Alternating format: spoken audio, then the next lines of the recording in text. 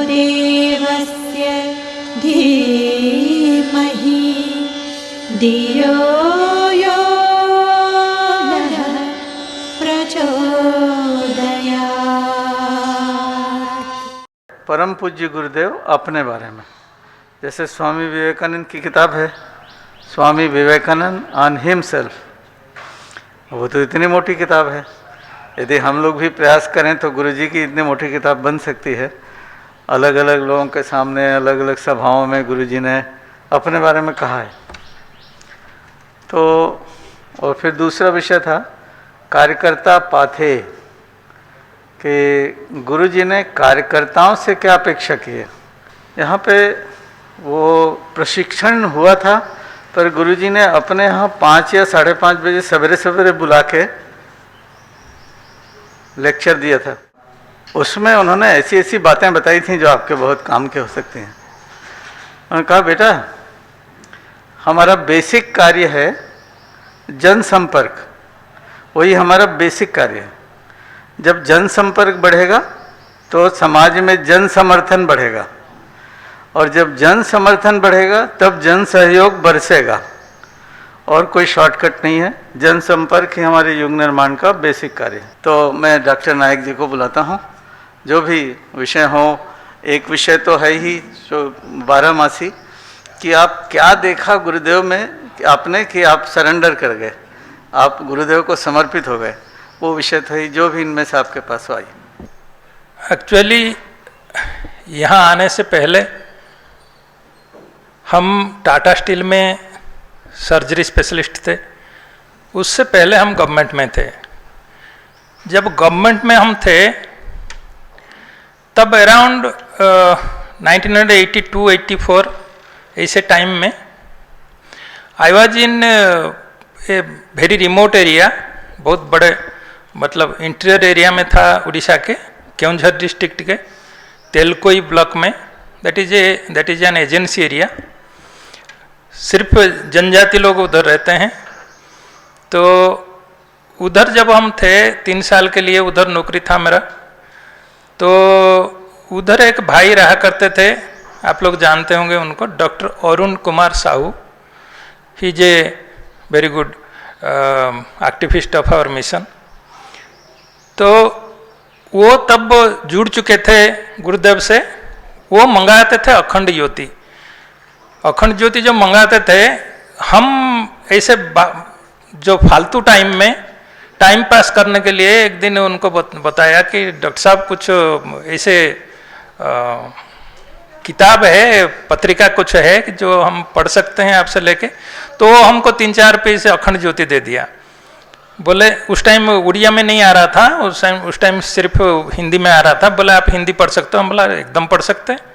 तो हमको दिए वो 3-4 पीस अखंड ज्योति। पढ़ने के बाद हमको लगा, क्योंकि उससे पहले थोड़ा बोल दें कि मेरा बचपन से थोड़ा झुकाव है स्पिरिचुअलिटी के तरफ। तो जब हम छोटा सा बच्चा था 4-5 साल के, पिताजी हमको गोदी में सुलाते थे और सिखाते थे, बेटे ये मंत्र सीखते रहो। वो मंत्र क्या है? ओम नमो नारायणाय भगवते वासुदेवाय। ये मंत्र हमको तब से सिखाया गया था। तो थोड़ी सी झुकाव मेरी थी स्पिरिचुअलिटी के तरफ। तो ये जब हम पढ़ने लगा, जब मेरा ज्ञान हुआ, हम कॉलेज में गया, उस टाइम से हम इंक्वायर कर रहे थे कहीं अच्छा गुरु मिले जिसके पास हम समर्पित हो जाएं। इसके लिए हम कोई कितने सारे रिलीजियस संस्था में खुद जाके उधर पर्सनली उधर ऑब्जर्व किया, उनका रहन सहन, उनका जो मतलब लाइफस्टाइल सब ये सब ऑब्जर्व किया। हमको कहीं मन अच्छा नहीं लगा कि ये भी पढ़ते थे, मतलब उनका साहित्य भी पढ़ते थे। लेकिन जब हम अखंड ज्योति पढ़ा तब हमको लगा कि इसमें तो कुछ है, ये साहित्य में कुछ दम है। तो हम इधर कैसे आया और मेरा वो जो एक्सपीरियंस है वो हम कभी बाद में बताएंगे, क्योंकि वो बहुत लंबा एक्सपीरियंस है। वो कैसे आया उसको तो हम आज तक भी खुद समझ नहीं पाया, तो बाकी कभी उसको विस्तार से बताएंगे। लेकिन जब इधर आ गया तब हमको पता लगा कि दिस वाज माई डेस्टिनेशन। लेकिन इधर आने से पहले इधर हम पहली बार आया था 2000 में, जब एक बड़ा यज्ञ चल रहा था। हम लोग जो ये रूढ़ीवेल वाला वगैरह वगैरह ये सब करके बहुत बड़ा यज्ञ चला था, तो उसी में हम आए थे 2000 में। तो उसके बाद फिर मेरा एक्सीडेंट, ये टाटा स्टील में जब नौकरी में थे तब एक बार 2009 को जिस साल मेरा रिटायरमेंट था उस साल मेरा एक्सीडेंट हो गया। वो बहुत सीवियर एक्सीडेंट था, it was almost A death situation. But जिसको हमसे काम लेना है वो हमको उठा के लाया उधर से। तो हम जब 2010 में फाइनल रिटायर होके टाटा स्टील से निकला, तो हम सोचा कि हमको शांति कुंज जाना है। तो सब लोग बोले, अरे आप सब लोग रिटायर हो गए, घर आते हैं और आप जो हो तो आप भाग जाते हो। हम बोला, भैया मेरा घर तो उधर है, जो हमको बचाया, वो हमको क्यों बचाया, हमसे क्या काम चाहिए उनको, लेट हिम डिसाइड। तो इसलिए हम उठा और सीधा इधर आ गया, किसी का कुछ सुना नहीं हम। तो ये मेरे गुरुदेव के प्रति लगाव है, ये मेरे सोर्स ऑफ इंस्पिरेशन है, ये मेरा मतलब यही कारण है जिसके लिए हम इधर आके आज आपके सामने खड़ा हूँ और अपना यथाशक्ति जो सेवा है हम देने के लिए प्रयासरत हूँ। श्रद्धया सत्यमाप्यते, जो वेदों से लेकर गीता तक कहा गया है कि श्रद्धा से ही भगवान मिलते हैं, श्रद्धा ही सब कुछ है, यो श्रद्धा सही सा। लेकिन मेरे जीवन में जो घटित हुआ वो बिना श्रद्धा के भगवान मिल गए। मेरी कोई श्रद्धा नहीं थी साधु महात्माओं के प्रति, और गुरु मंत्र एक ही है, गायत्री महामंत्र, दूसरा कोई मंत्र नहीं है। गायत्री मंत्र की दीक्षा मिल गई और ऋषि दयानंद का सानिध्य मिल गया। और चूँकि 12 वर्ष की आयु से डिस्ट्रिक्ट मजिस्ट्रेट के बंगले में रहने का सौभाग्य मिला, तो सारे हमारे जीजा जी डीएम थे, लालचंद ओझा जी IAS, तो सारे शंकराचार्य धर्मगुरु आते थे। कोई ज़मीन मांगने आता था, कोई अपना प्रोटेक्शन के लिए मांगता था, कोई सिपाही मांगता था। सबको जान माल का बड़ा खतरा रहता था। और फिर चूँकि दुर्भाग्यवश या सौभाग्य जो भी कहिए, वैसे हमारी 3 बड़ी डॉक्टरों की थी, लेकिन मैं नाना साइड वकील बन गया। तो जब मैं वकीलों को पढ़ाने का प्रोफेसर बन गया, तो चूँकि हिंदू लॉ में बहुत इंटरेस्ट था, तो हिंदू रिलीजियस एंडोमेंट सारे धर्मगुरुओं के मैं मुकदमे पढ़ाता था। उसमें हमारी बड़ी रुचि थी, क्योंकि आर्य समाजी होने की वजह से बहुत रुचि थी कि धर्मगुरु लोग अपार संपदा के स्वामी हैं और इनके दिमाग में देश, धर्म, समाज, संस्कृत पीड़ित मानवता की सिवा कुछ है ही नहीं है। मुकदमा लड़ना, मर्डर कराना, झगड़े करना। 8 जनवरी 1981 को पावन अयोध्या की नगरी फैजाबाद जिले में ही वो सौभाग्य जागृत हुआ कि जिस जिले से 1967 में मैंने इंटरमीडिएट पास किया था और जिस जिले में 5 वर्ष हमारे जीजा district magistrate, additional commissioner, deputy commissioner, development commissioner भी रहे, विभिन्न पदों में रहे, 64 से लेकर 69 तक, उसी स्थान में 81 8 जनवरी को निष्कलंक प्रभु प्रज्ञावतार का दर्शन हुआ। कहानी तो लंबी है लेकिन समय सिर्फ 15 मिनट है। तो परम पूज्य बड़े भैया doctor P Sharma ji deputy CMO थे। मैं नैनीताल यूनिवर्सिटी का हेड एंड डीन था, लॉ फैकल्टी का, और बचपन से कपड़े पहनने का मुझको शौक़ था। मैं रोज़ अपना सूट पैंट टाई जूते बदल देता था और फ़ोन करता था बड़े बड़े होटलों में भी, कोई DM साहब के सिकंदर आजम साहब जाने वाले हैं, पेशकार फ़ोन कर देता था। दोस्तों के सहित खाने पीने की व्यवस्था होती थी, सिपाही दरोगा साथ चलते थे। तो कुछ पीले कपड़े वाले भैया के पास आए, सुपरिटेंडेंट सुल्तानपुर डिस्ट्रिक्ट हॉस्पिटल के बड़े भाई साहब थे, डॉक्टर गायत्री शर्मा जी वहाँ सुपरिटेंडेंट थी सुल्तानपुर में, कि गुरुजी आने वाले हैं अयोध्या और आपकी कार हमको चाहिए। कार चूँकि बचपन से मैं ही चलाता था, भैया भी चलाते थे, लेकिन उतनी अच्छी नहीं चलाते थे। मैं बचपन से फास्ट ड्राइवर था, अभी भी बहुत फास्ट ड्राइवर हूँ। तो मैंने सोचा ये कौन महात्मा लोग हैं गाड़ी मांगने आ गए, ये कौन गुरुजी कहाँ से आ रहे हैं। तो भैया ने कहा भाई मैं वार्ड में अभी पेशेंट्स को देख कर आता हूँ और फिर मैं खुद चलूँगा। हमसे पूछा तुम चलोगे क्या? हमने कहा नहीं, मैं तो अभी नैनीताल से, लखनऊ से कल ही आया हूँ, बॉम्बे गोवा हमको जाना है एजुकेशनल टूर में। तो 3 दिन में आया था आपसे मिलने के लिए, और आप गुरुजी के चक्कर में यहाँ रहेंगे नहीं, मेरा नहीं ख़राब हो गया, बेकार में आया, लखनऊ में रहता अच्छा था। तो लेकिन कुछ विधि का विधान ऐसा था कि मस्तिष्क बदल गया।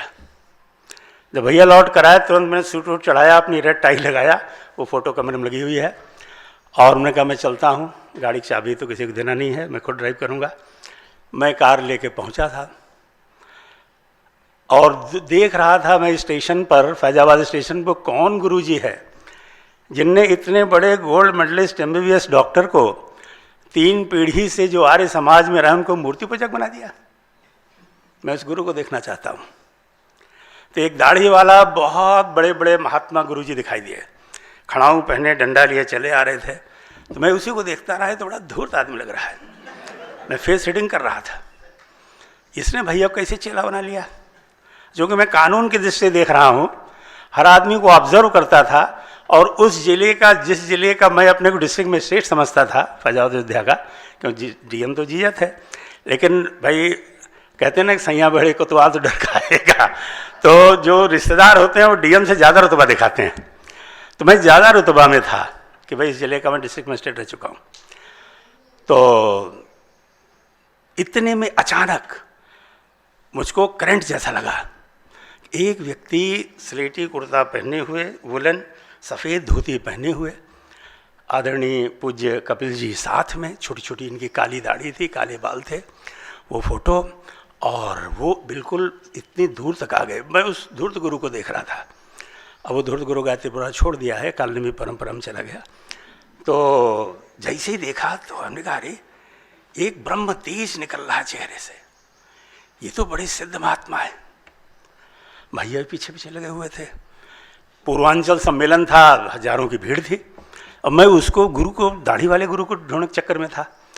तो जैसे ही देखा मैं एकदम से मैं किनारे आया, और ओपन स्टैंडर्ड गाड़ी में सजी हुई थी, और उसी से अयोध्या तक फैजाबाद रेलवे स्टेशन से मेजर डॉक्टर A.K. होता बंगले में मिलन करके जाना था। तो अच्छा भैया बहुत अनुशासन प्रिय थे, बैठे हाँ, और अपनी गाड़ी सबसे पीछे लगाए हुए थे, क्योंकि गायत्री परिवार में नए नए थे। और चूँकि मेरे अंदर बचपन से थोड़ा एडमिनिस्ट्रेटिव भावना वो अभी भी है, संस्कार कुसंस्कार जागृत हो जाता है, तो इसलिए मैं DM को ज़्यादा वो नहीं समझता। तो जब भी मिलते हैं तो उनको उसी लिहाज से बात करता हूँ, जैसे मैं खुद डिस्ट्रिक्ट मजिस्ट्रेट रहा हूँ। तो भैया सबने कहा आप बिल्कुल चुप बैठिए, बोलिए मत। ये गुरुजी हमको आज तक जीवन में हमने बहुत शंकराचार्यों को देखा, पायलट बाबा, और ये अपने बाबा भूतनाथ के पास में लखनऊ में बहुत जाया करता था, हंसी मजाक भी करता था और चमत्कार देखने में जाता था। लेकिन ये महात्मा तो बहुत विलक्षण हैं, ये तो बहुत सिद्ध हैं, इतने सादे कपड़े में हैं, और इतना ब्रह्म तेज और ऐसी शक्ति हमने देखा नहीं। तो हम इनकी गाड़ी के ठीक पीछे लगाएंगे, SP भी होगा तो मेरे पीछे चलेगा। तब भैया डांटने लगे, बहुत गुस्सा करते हैं, अनुशासन तोड़ेगा। गायत्री पुराण बहुत अनुशासन होता है, कोई कार्यकर्ता अनुशासन नहीं तोड़ता। तो हमने कहा बस आप चुप रहिए, स्टेयरिंग मेरे पास। तो मैंने सबको मडगार्ड से डाउन कर करके पीछे किया, 13 नंबर से 1 नंबर में गाड़ी गुरुदेव पीछे लगा दिया, क्योंकि आज भी ड्राइविंग हमारी हॉबी है, और मैं हिमालयन कार रैली का ड्राइवर अभी भी हूँ, बड़ा बड़ा ट्रक बस सब चलाता था, और गुरुदेव को देखना बहुत अच्छा लगता था। सब प्रणाम कराए, भाई मेरे अंदर ईगो था कि मैं तो प्रणाम यहाँ से नहीं करूँगा, लाइन ख़त्म हो जाएगी तो चलूँगा। जब लाइन में 8-10 लोग रह गए, कपिल जी, श्रद्धेय कपिल जी वहाँ पर मुलाकात करा रहे थे, मैं लाइन में लगा, गुरुदेव भगवान के चरण स्पर्श किया। जब तक मैं लाइन में लगा रहा कोई परिचय मुझको मालूम नहीं था। बैनर अवश्य पढ़ा था कि वेद मूर्ति तपोनिष्ठ पंडित श्याम शर्माचार्य जी का पावन फैजाबाद अयोध्या नगरी में पदार्पण पर इनका भव्य स्वागत है, और ये विभिन्न संगठनों ने ये बैनर लगा रखा था। और करीब सैकड़ों बच्चे ध्वजा लिए हुए मोटरसाइकिल पर स्वागत में आगे आगे चल रहे थे। ऐसा भव्य स्वागत हमने अपने जीवन में इस धरती पर कभी नहीं देखा, क्योंकि 1964 27 मई को जब पंडित जवाहरलाल नेहरू ने शरीर छोड़ा था एज ए प्राइम मिनिस्टर, तो उनकी अस्थियां अयोध्या आई थी। बरदेलना हमारे डिस्ट्रिक्ट मजिस्ट्रेट थे, सारी व्यवस्था उनके पास थी, और मैं ही बैठ करके सब एसडीएम एडीएम की गाड़ी में पूरा दृश्य देखा। उस समय भी वो सजावट नहीं थी और इतना भव्य व्यवस्था भी नहीं थी। 64 में भी जब प्राइम मिनिस्टर की अस्थियाँ आई थी, तो परम पूज्य गुरुदेव के मिलने के लिए जब लाइन में लगा, तो उसमें कुछ लोगों ने कहा कि गुरुजी मैं 13 बस लेकर आया हूँ। तो हमने कहा भाई बस लेकर क्यों आया भाई, इसको कुछ चुनाव लड़ना है क्या? मेरे मन में भाई, मेरा चूँकि बीइंग ए लॉ स्टूडेंट, मेरे मन में लीगल विचार आता था, कोई चुनाव ना हो कहीं होगा क्या। साहब पूर्वांचल सम्मेलन के लिए एक ने बोला कि साहब देखिए पूरे पूर्वी उत्तर प्रदेश से सब बसें आ गई हैं, सुल्तानपुर पहुंच गई हैं, और हम एक बस लेकर के आपके स्वागत में यहाँ आए हुए हैं। एक ने कहा साहब मैं 240 पत्रिका बांटता हूँ। तो हमने सोचा है गुरुजी पत्रिका भी बंटवाते हैं, ये भी काम करते हैं। तो फिर एक ने कहा साहब आपने आशीर्वाद दिया तो पुत्र मिल गया और ऐसी नौकरी लग गई। तो परिचय लाइन में लगे लगे थोड़ा मिला कि ये गुरुजी वास्तव में बहुत सिद्ध हैं, जो आशीर्वाद देते हैं हो जाता है। और मैंने प्रणाम किया और प्रणाम करके मैं आगे बढ़ गया। जब मैं प्रणाम किया तो गुरुदेव हमको देखा नहीं, कपिल जी से बात कर रहे थे, आगे की प्लानिंग कर रहे थे, व्यवस्था बना रहे थे, मेजर होता से बात कर रहे थे। इतने में क्या हुआ कि मैं बिल्कुल, क्योंकि ऑफिसर मूड में तो खड़ा ही था, टाई वाई लगाए हुए था, बिल्कुल वो फोटो लगी है। तो गुरुदेव ने मुझको देखा। जब देखा तो मैंने भी उनको घूर कर देखा कि भाई अगर कोई वो, तो मेरे अंदर उतनी शक्ति नहीं थी कि मैं उनके आंखों से आंखें मिला सकूं। इतना तेज निकल रहा था कि मेरे सारे रोए खड़े हो गए और ऐसा लगा कि मेरा हार्ट अटैक हो जाएगा, मैं गिर जाऊंगा, जैसे किसी को कोई भस्म कर दे। अंदर से आवाज आई कि विश्व के सबसे विद्वान व्यक्ति हैं, इनसे दीक्षा लो और ये मालूम हो जाएगा कौन है। मेरे अंदर एक एक शादी है कौन ये, इतनी बड़ी भीड़ इकट्ठा कर रहे हैं, इतना बैनर लगा हुआ है, और हमारे खानदान के जो मुकुट कहे जाने वाले सबसे गोल्ड मेडलिस्ट, उनको उन्होंने मूर्ति पूजक बना दिया और आर्य समाज छोड़ करके गायत्री परिवार में ज्वाइन करा दिया। तो इसीलिए मैं जानना चाहता गुरु जी कौन है वो, जिन्होंने भैया को अपना चेला बना दिया।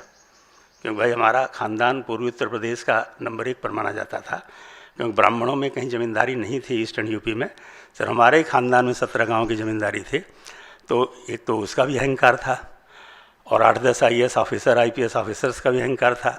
भैया के फादर इन लॉ इंडिया के सबसे बहादुर पुलिस अफसर, उसका भी अहंकार था कि मैं IG पुलिस का दामाद हूँ। तो अहंकार तो भरा हुआ था भाई, अहंकार से कहीं भगवान मिलते नहीं, चारों ओर से अहंकार ही अहंकार। अब देखिए गुरु कृपा कि जब मैंने घूर कर गुरुदेव को देखा, जैसे उनकी नजरें पड़ी तो मेरा तो बिल्कुल ऐसा लगा कि इसमें भस्म हो जाऊंगा। तो एकदम से अंदर से जब आवाज आई कि विश्व के सबसे विद्वान व्यक्ति हैं, तुम उनसे दीक्षा लो और तुमको मालूम हो जाएगा कौन है। उसी समय आत्मा से आवाज, अब तुम बाहर निकल जाओ, यहाँ खड़े रहने का तुमको कोई अधिकार नहीं। मैं जब बाहर निकल रहा था तो कपिल जी को बुला के गुरुदेव ने कहा कि मैं ओपन गाड़ी में अयोध्या नहीं जाऊंगा, मैं डॉक्टर ओम प्रकाश शर्मा की कार में अयोध्या जाऊंगा। इतनी बात मेरे कान में पड़ गई। मैं बाहर निकला तो भैया ने कहा तुमने नाश्ता किया क्या? मैंने कहा मैं तो कर लिया, आपके भक्तों ने आपको नाश्ता नहीं करने दिया। तो भैया ने कहा मैंने सुबह से कुछ नहीं खाया। गायत्री वाले आए, उनको जल्दी जल्दी चलना है, पेशेंट देख कर वार्ड में राउंड लेकर आए और सीधे चले आए। उनका तुम कार लेके जाओ, कुछ फल खरीद लाओ। तो हमने कहा ये तो आर्मी कैंट एरिया है, फल तो चौक में मिलेगा, बहुत दूर है। और कपिल जी से, नाम तो मुझको मालूम था, एक स्वामी जी से आचार्य जी कह रहे थे कि मैं डॉक्टर ओम प्रकाश शर्मा की कार में अयोध्या जाऊंगा, तो मैं कार लेकर चला जाऊंगा तो गुरु जी इसमें बैठने वाले हैं, ओपन गाड़ी में अयोध्या नहीं जाएंगे। तो उनका ठीक गाड़ी मत ले जाओ, वहाँ कोई रिक्शा तांगा कुछ नहीं। तो इतने में कपिल जी आए कि गुरुदेव कह रहे हैं कि डॉक्टर ओम प्रकाश शर्मा को बहुत भूख लगी हुई है, उनको 4 केला 2 सेब दे आओ। तो हमने सोचा भाई हम लोग सड़क पर बंगले से बाहर इतनी बातें कर रहे हैं, ये तो गुरुजी बड़े सिद्ध पुरुष हैं, कहाँ क्या हो रहा है। तो मेरे आत्मा के अंदर से बचपन से आर्य समाजी होने की वजह से मंत्र खूब वेद मंत्र रटता था तो उसमें आया कि ये नेदम भूतम भुवनम भविष्यत परिगृहित ममतेन सर्वम तेन यज्ञ स्थायते सप्त होता तन्मय मन शिव संकल्प वस्तु। कि जिस योगी ने अपने मन को एकाग्र कर लिया है उसको भूत भविष्य वर्तमान सब दिखाई देता है। ये तो महान योगी है, ऐसा योगी तो हमने जीवन में देखा ही नहीं। मैं बेहोश जैसा हो रहा था।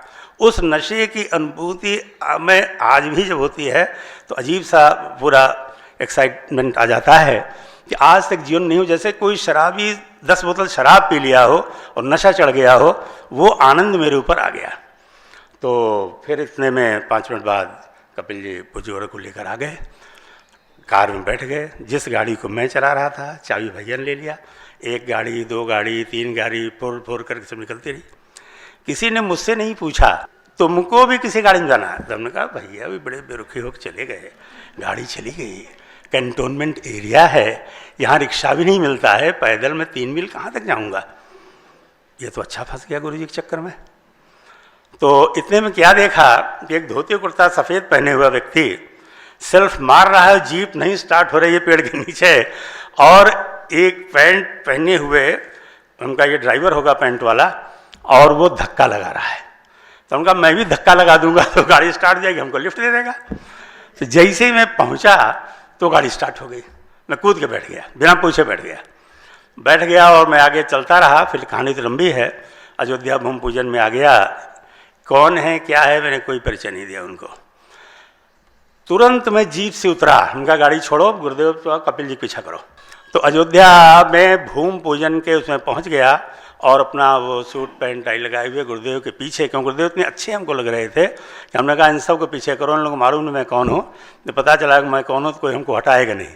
इन गायत्री प्रभाव लेते हैं अनुशासित थे, किसी ने हमको बाहर नहीं किया, डंडा नहीं लगाया। आज जैसे तेने हटो पीछे चलो। तो मैं बिल्कुल कपिल जी के पीछे खड़ा हो गया, वो फोटो लगी है, गुरुदेव के पीछे खड़ा हो गया और गणानाम तो गणपति मंत्र हो रहा था। तो मैंने प्रश्न किया कि आप तो बहुत सिद्ध हैं, हर आदमी के मन की बात जानते हैं, मैं तो कट्टर आर्य समाजी हूँ, मंदिर क्यों बना रहे हैं आप? देखिए उस समय गुरुदेव के पीछे खड़े होकर के भी, क्योंकि मैंने भगवान ऐसे नहीं माना, जब ये पूछा कि आप ऐसा क्यों कर रहे हैं, ये गलत काम क्यों कर रहे हैं आप? यहाँ सीता माता का मंदिर होना चाहिए, हनुमान जी का मंदिर होना चाहिए, कनक भवन के सामने ये ज़मीन तो अयोध्या की है। मैं हर मंगलवार को हनुमान जी के दर्शन करने, हमारे जिया जी मूर्ति पूजक थे, उनके साथ में आता था। स्वामी महात्मा जो डिस्ट्रिक्ट मजिस्ट्रेट थे, बड़ी उनकी सेवा करते थे। मैं भी, मेरा तो इंटरेस्ट खाने पीने में रहता था, वो अपनी चर्चा करते थे। तो हमने कहा यहाँ तो 3600 मंदिर अयोध्या में हैं, फिर एक गायत्री मंदिर क्या? जो गायत्री मंदिर तो कहीं दुनिया में है नहीं, गायत्री मंदिर तो कहीं बनता नहीं है, ये गायत्री मंदिर कौन सा नया मंदिर बन रहा है?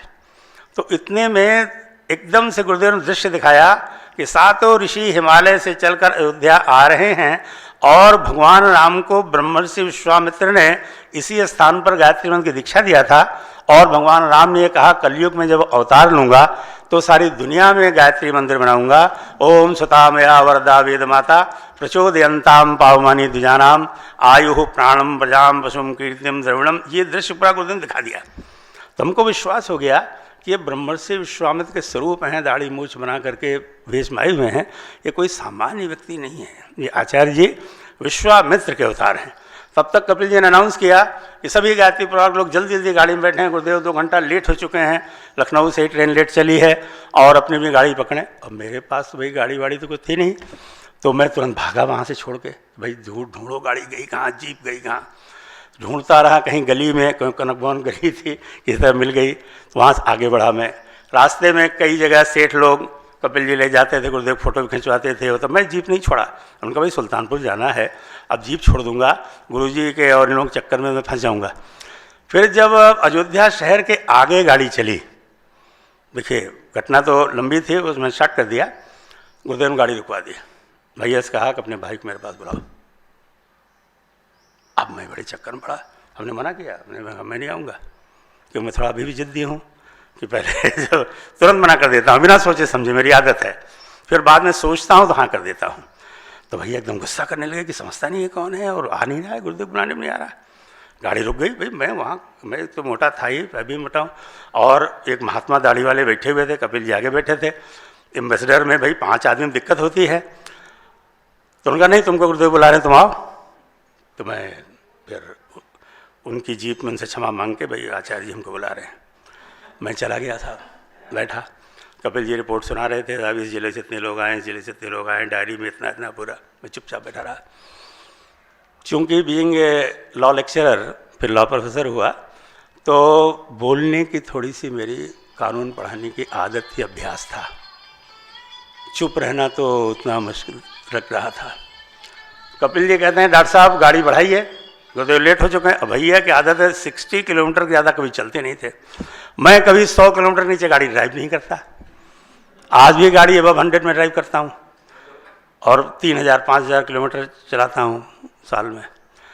तो अब मैं कैसे कहूँ कि भाई स्टीयरिंग में उसको बिठा लें। तब हमारी गुरुदेव से वार्तालाप शुरू हुई, और वार्तालाप शुरू हुई, पहली बात मैंने कहा कि आचार्य जी मैं 3 पीढ़ी कार्य समाजी हूँ। मैंने देखा कि भैया आपकी पद्धति से करना शुरू कर दिए हैं, मैं किस पद्धति से यज्ञ करूँ। तो मैं भी यज्ञ करता था देवदार की लकड़ी से, आर्य समाज पद्धति से श्रवण में। तो एक शब्द में उन्होंने उत्तर दिया, जिसमें कम समय लगे उस पद्धति से यज्ञ करो। बहुत शार्ट आंसर दिया। कुछ बातें मैं और कहता रहा, वो सुनते रहे कुछ गुरुदेव। कपिल जी ने कहा कि डॉक्टर साहब कोई भी रोके आप गाड़ी मत रुकिएगा। अंधेरा हो गया था, 5:30 बजे, लालटेन लिए कुछ लोग खड़े थे। एकदम से गुरुदेव जोर से बोले, डॉक्टर साहब गाड़ी रोकिए। अब मैं घबराया, तो तुरंत, चूंकि बीइंग ए लीगल स्टूडेंट, मैं दरवाज़ा खोला, सिक्योरिटी पॉइंट ऑफ व्यू से बाहर आया, तो लोग बाग से रोते हुए निकले, दूर बाग में बैठे हुए थे। अरे गुरुदेव भगवान आ गए, गुरुदेव भगवान आ गए। नोटों की माला लिए हुए, सजावट किए हुए, गुरुदेव यूँ हाथ कर खड़े हो गए। तो मैंने कहा भाई आगे वाली गाड़ी में आगे आगे आगे चलो, आचार्य जी यहाँ पर है। गुरुदेव बस खड़े रहे, लोग रोते जा रहे थे, रोते जा रहे थे। गाड़ी बैठ गए, आगे चले, गुरुदेव कुछ बात नहीं किया। जब गाड़ी चली तो गुरुदेव ने कहा, डॉक्टर साहब यदि आप गाड़ी नहीं रोकते तो इनकी श्रद्धा टूट जाती है। श्रद्धा से ही व्यक्ति भगवान से जुड़ता है, श्रद्धा से ही माता पिता का संबंध है, मित्रों का संबंध है। जो श्रद्धा तोड़ता हमारा सबसे बड़ा शत्रु है। और यहाँ मैं नहीं रुकता तो इनकी श्रद्धा टूट जाती है।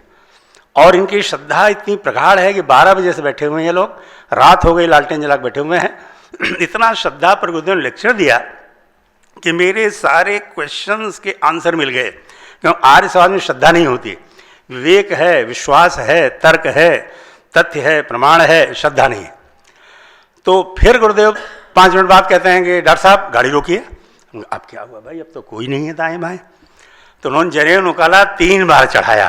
कपिल जी गिलास लेकर पानी लेके खड़े हो गए लोग शंका किए, हंसते हुए जोर से बोले कि डॉक्टर साहब आज हमको मालूम हुआ कि ये नेता लोग इतने देर से क्यों पहुंचते हैं, कि रास्ते में लोग रोक लेते हैं और ये करते हैं। और क्योंकि सीधे हमें मंच पे जाना है, तो अभी तक उनको क्या मालूम कि ये लड़के भी टोली में जाएंगे। तो हम लोगों का शिक्षण कर रहे थे गुरुदेव, इसीलिए हमको बुलाया कि ये भी टोली नायक बन के जाएगा, तो कार्यक्रम से पहले लोग शंका करके तैयार होके जाए।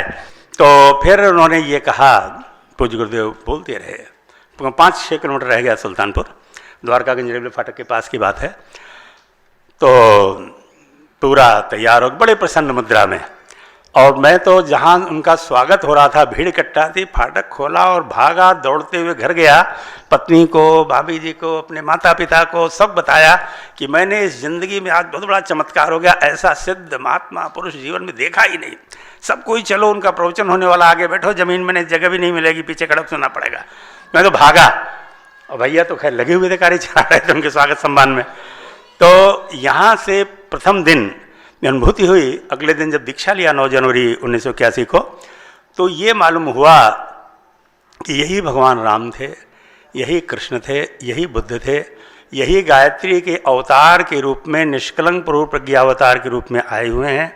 विश्वामित्र ऋषि तो ये दादा गुरुदेव हैं हिमालय में, क्योंकि मैं हिमालय में रहता था और हैड़ा खान बाबा से लेकर के, नंतिन बाबा से लेकर के, पायलट बाबा से लेकर के सारे बाबाओं से मेरा डायरेक्ट संबंध था हिमालय में।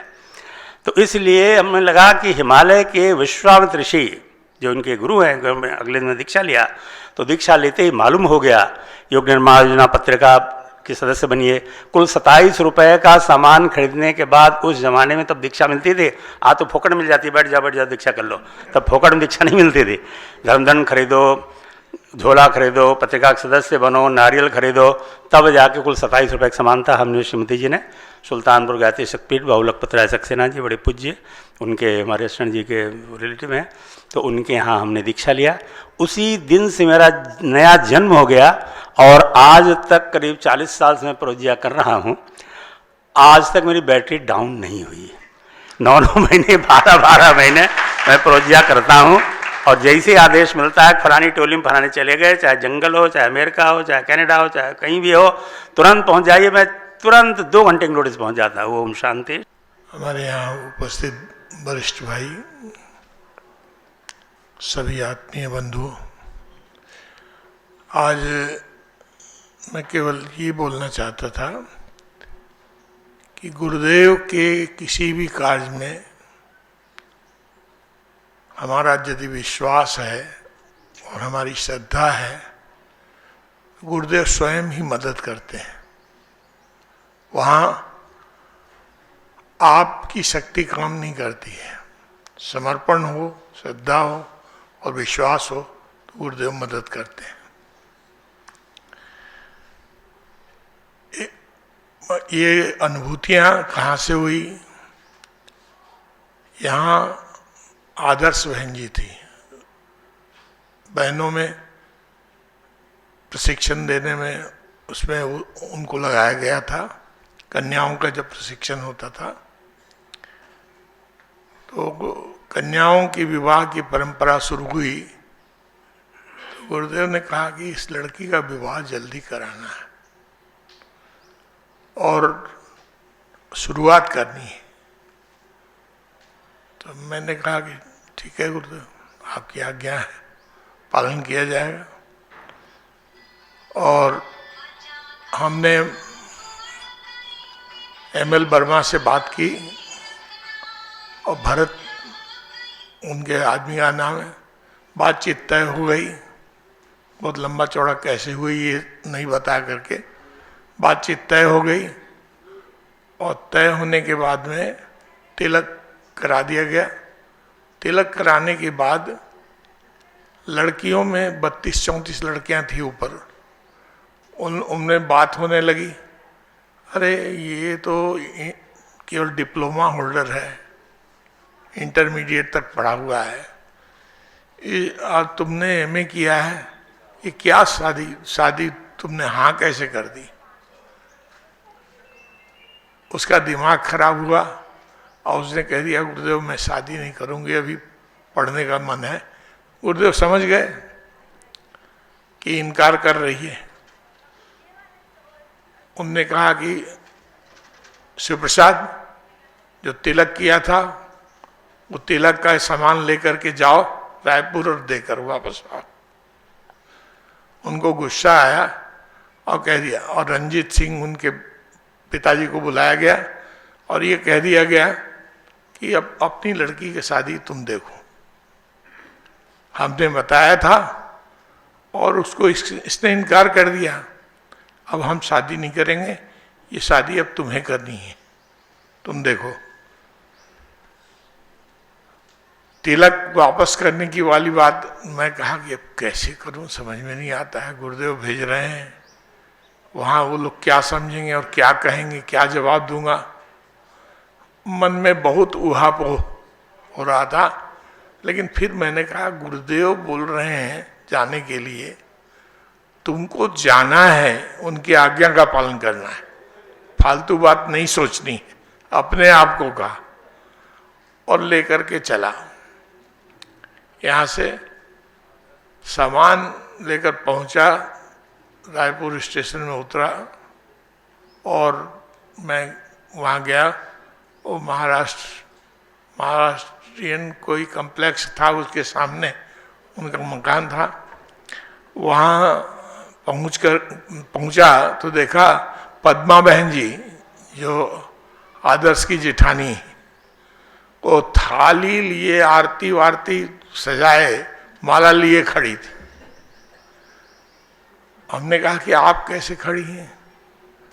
बोले आपकी प्रतीक्षा में, गाड़ी का पता लगा लिया था, गाड़ी राइट टाइम है, आपकी प्रतीक्षा में। तुम्हें आपको कैसे मालूम कि मैं आ रहा हूं? बोले रात में गुरुदेव आए थे और आपको साथ लेकर आए थे। बोले तुम्हारे यहाँ एक लड़की वाला आया हुआ है, उससे संबंध मत करना।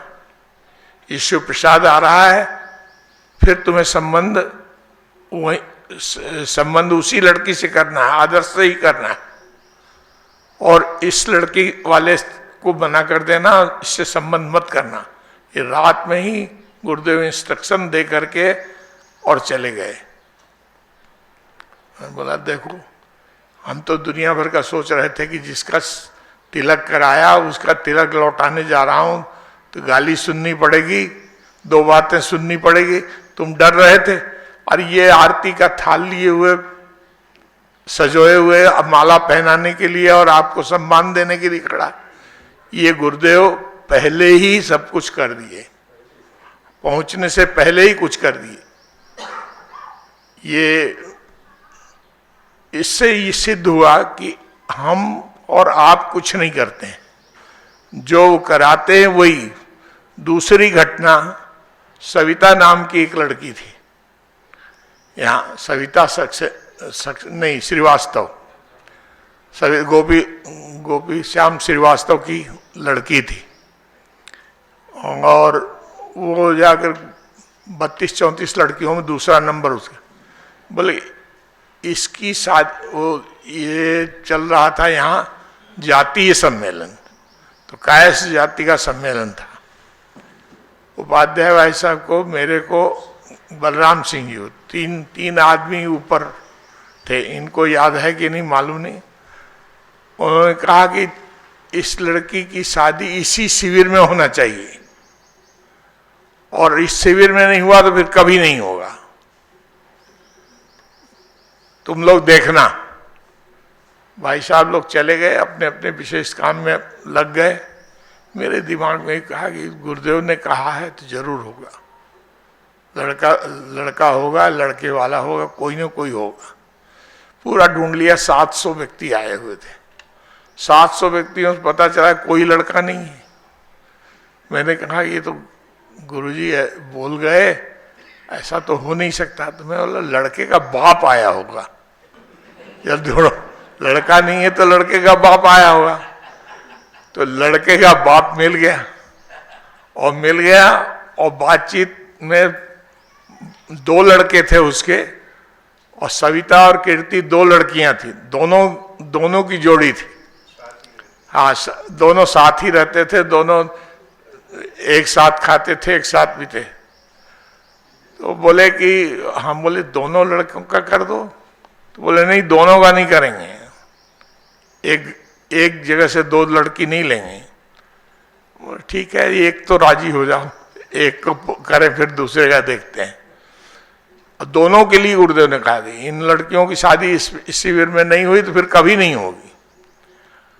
तो तिलक कराने के लिए उसका ऊपर जा रहे थे। ऊपर चढ़े, अखंड ज्योति के पास जाने से पहले मैंने उसके दूसरे लड़के, ध्रुव और प्रहलाद, 2 नाम थे। तो ध्रुव सविता का पति हुआ, और प्रहलाद जो हुआ उसकी कीर्ति से शादी हुई थी। मैं इसलिए बता रहा हूँ, प्रहलाद से मैंने बात की। मैंने कहा यार, एक भाई तो शादी कर रहा है, पिताजी ने हाँ भी कर दिया, तुम दहेज लोगे क्या? बोले दहेज तो नहीं लेंगे। तो मैंने कहा कि उससे अच्छी लड़की है कीर्ति, तुम देख लो, तुम्हारे समझ में आ जाए तो तुम हाँ बोलो। तो बोले मैं हाँ बोलने वाला कौन होता हूँ, पिताजी आए हैं, आप पिताजी को समझा। हम बोले तुम तो देख लो लड़की को, वो खड़ी है, रो रही है, आपस में दोनों, यही लड़की है, तुम देख लो, तुम अपनी तरफ से हाँ या ना कहो, पिताजी को हम देख लेंगे। उन्होंने कहा ठीक है, मेरी तरफ से तो हाँ है, आप बात कर लो। मैं परमात्मा स्वरूप से वहीं ऊपर में ही बात करता हूँ, अखंड ज्योति के सामने ही ये बात हो रही है। और मैंने कहा कि परमात्मा स्वरूप जी, आप एक लड़की के साथ ये उद्धार कर दिया आपने, दूसरी लड़की क्यों नहीं? दोनों बहनें थोड़ी हैं, एक घर की थोड़ी हैं, ये अलग अलग हैं, और ये लड़की उससे भी अच्छी है, आप देख लीजिए। तो बोले भाई मैं क्या देखूं, आजकल तो लड़के देखते हैं, लड़का हाँ बोल दे तो मेरी तरफ से हाँ है। बोले मैं बोला आप हाँ बोलिए, लड़के की जिम्मेदारी मेरे ऊपर। और धीरे से लड़के को समझाया, पिताजी ने हाँ बोल दिया। तुम बोले तो ठीक है, मैं तैयार हूं। तो मैं बोला परमात्मा स्वरूप जी, अब मैं तिलक कराता हूं इसका भी। और वहां अखंड ज्योति तक पहुंचते पहुंचते केवल 2-3 मिनट की बात है, 4 मिनट में ये सब बातें हुई। मैं माता जी के पास गया और माता जी से कहा, माता जी इसकी भी तैयारी कर दीजिए, कीर्ति की भी। बोले कहाँ से पकड़ लाया तू, किसको पकड़ा? मैं बोला मैं नहीं पकड़ा हूं, ये गुरुजी ने कहा था और गुरुजी ने इंतजाम किया है, मैं तो केवल माध्यम हूं, मैंने कुछ किया नहीं है माता जी। तो बोले ठीक है बेटा, 5 मिनट रोक ले। वहां दुर्गा को आदेश दिया कि दुर्गा जल्दी से दूसरी लड़की के लिए भी क्या करना पड़ेगा। माता जी ने कहा क्या करना पड़ेगा? मैं बोला माता जी दोनों तरफ से कपड़े आपको देने पड़ेंगे और कुछ मिठाइयाँ देनी पड़ेगी, क्योंकि वो तो एक की तैयारी करके लाए हैं। तो बोले हम सब कर देते हैं, 5 मिनट में करते हैं बेटा। 5 मिनट 7 मिनट रोक ले वहाँ, तब तक 5 मिनट रोके। माता जी ने कपड़े वपड़े इंतजाम किए, फटाफट जा करके दोनों का तिलक हो गया। ये मैं क्या कह रहा हूँ, हम कुछ करते नहीं हैं, हम केवल क्रियान्वित करते हैं, उस काम को करने के लिए जाते हैं। माध्यम बनाया गुरुदेव ने, चाहे हमको, चाहे आपको, चाहे आपको, और करते स्वयं गुरुदेव हैं, उनकी कृपा ही काम करती है। तीसरी एक घटना और मैं सुनाना चाहूंगा, वो भी 5 मिनट की। यहां से चिराला का कार्यक्रम था और चिराला में पहली बार मैं आंध्र प्रदेश में पैर रखा। वहां यहां से जीजी ने कहा भाई साहब आप चले जाओ, वहां की समस्या, क्योंकि जाना था डॉक्टर साहब को, और डॉक्टर साहब ने मना कर दिया। तो अब कौन जाए? तो बोले आप चले जाओ, समस्या का समाधान हो जाएगा। मैंने कहा कि मैं चला जाऊं और मेरी समस्या कहाँ? डॉक्टर साहब कहाँ? मैं वहाँ जाकर इंग्लिश बोलने वाला, समझने वाला, वहाँ की भाषा मैं नहीं जानता, वहाँ नहीं, आप मुझे भेज रही हैं? बोले हाँ हाँ आप चले जाओ, गुरुजी का कोई भी कार्यकर्ता छोटा नहीं है, आप ये मान करके आप चले जाओ और आपसे समस्या का समाधान हो जाएगा। मैं पहुंचा चिराला, तो गाड़ी जाती नहीं है, वो कहाँ उतरे? विजयवाड़ा उतरे। और विजयवाड़ा में सवाई सिंह राजपुरोहित आए रिसीव करने के लिए। बोले डॉक्टर साहब कहाँ हैं? बोले डॉक्टर साहब तो आए नहीं, मैं आया हूं। तो बोले तो यज्ञ करके क्या होगा? बोले 1.5 लाख रुपया मैंने कर्ज ले लिया है और तैयारी कर रहे हैं, और डॉक्टर साहब नहीं आए, न तो मैं कर्ज चुका पाऊंगा, न फिर यज्ञ संपन्न करा पाऊंगा, न मिशन को कुछ दे पाऊंगा। ये कैसे क्या होगा? मैं तो यज्ञ नहीं करना चाहता हूं। तो हम बोले आप यज्ञ नहीं करना चाहते हैं तो ठीक है, आप कह दीजिए, मैं यहां से लौट जाता हूं, फिर आपके पास जाने। अरे रे रे, ये आप क्या कर रहे हैं? एक तो जाकर के वो नहीं आए, दूसरे आप आए, और तीसरे आप यहां से लौट रहे हैं। हम बोले हम नहीं लौट रहे हैं, आप कह रहे हैं कि नहीं करूंगा, तो जाकर। तो बोले मैं क्या करूं, आपको क्या बोलूं? हमारी समस्या जो है वो उसको बोल रहा हूं। तो हम बोले क्या क्या समस्या है आपकी, पहले समस्या बता दीजिए आप। बोले एक तो भीड़ नहीं होगी, दूसरी बात किसी की समझ में नहीं आएगी, तीसरा पैसा नहीं आएगा, ये यज्ञ का क्या होगा। हम बोले तीनों बात की गारंटी लेता हूं गुरु जी की तरफ से। आपको पैसा नहीं आए, लोगों की समझ में नहीं आए, और ये नहीं आए तो मुझे बताना, और भीड़ आपकी नहीं आई तो मुझे बताना। तो बोले हमारा कर्ज, वो हम बोले कर्ज भी पड़ जाएगा और जितना देने का आपका मन है उससे आप ज्यादा देंगे। तो बोले आप ऐसा आश्वासन देते हैं, बड़ी बड़ी कृपा है। मैं बोला मैं नहीं आश्वासन, जिन्होंने भेजा है आश्वासन उनका है। हनुमान जी से पूछा गया था तुम्हारे जैसे कितने बंदर हैं, बोले पद्म 18 जूथ बंदर, उसमें सबसे छोटा मैं हूं। उन्होंने कहा था, तो मैं बोला मैं भी छोटा ही हूं और उनके द्वारा भेजा गया हूं, तो कुछ न कुछ कराएंगे, कुछ न कुछ चमत्कार होगा, आप चिंता मत करिए। गए, पहले दिन का कार्यक्रम तो ऐसे ही हुआ। दूसरे दिन वो ट्रांसलेटर मिल गया, हमारी बात को इसमें बोलने के लिए, तेलुगु में बोलने के लिए वो मिल गया। बहुत अच्छा था, बहुत अच्छा लड़का था। और एक साईं बाबा के एक ट्रस्टी थे जो वहां आए हुए थे। दूसरे दिन प्रवचन सुनने के बाद में हम धीरे धीरे, पहले दिन हम बोलने में भी अचकाए, क्योंकि और ट्रांसलेट करने का मतलब है हम बोलें एक दो लाइन, उसके बाद वो बोले, फिर मैं बोलूं, तो सीक्वेंस टूट जाता है। जो विचार आ रहे हैं वो विचार खत्म हो गए, फिर जाकर के उसको कैसे, अभ्यास में नहीं था। तो हमने कहा कि अब क्या करें।